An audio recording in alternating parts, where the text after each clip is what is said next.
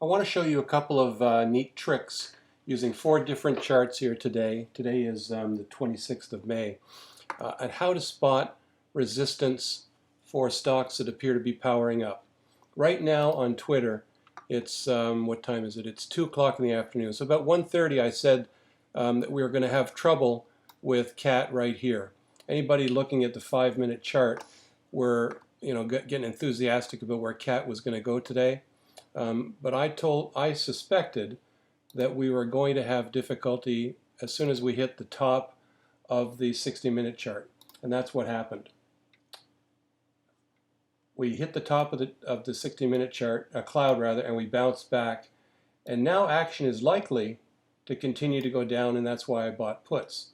I want to show you something else, though. I want to now switch to the 30-minute and show you where the Ichimoku line is. Now the Ichimoku line is a 26 period lagging line, and at the same time as we were hitting the top of the 60-minute right here, we were hitting the top of the cloud on the 30-minute time frame.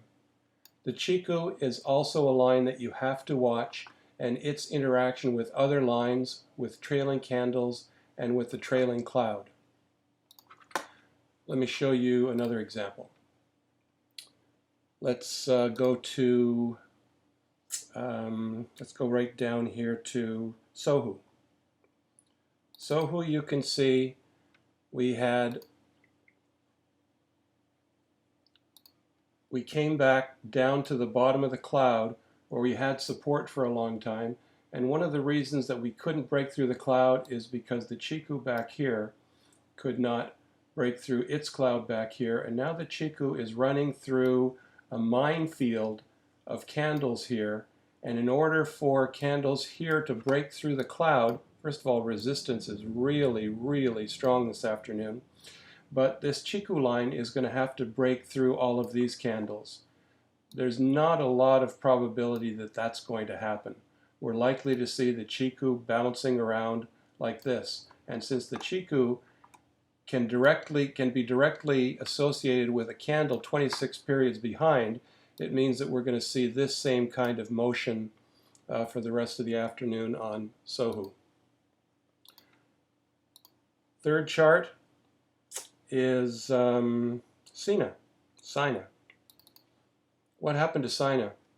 We had it going really well today. The 30 minutes, after the opening 30 minutes, we had up, some consolidation, then up, and we fell down. Well, why did we fall down right here? Well, you could say that we had the 200 period moving average on the 30-minute chart, and you'd be right. We also had the top of the cloud and the Ichimoku line coming to the top of the cloud. So where are we going to go now? These candles can act as support. If price can continue out here, these candles can act as support for the Ichimoku. If not, then they're going to be tough resistance.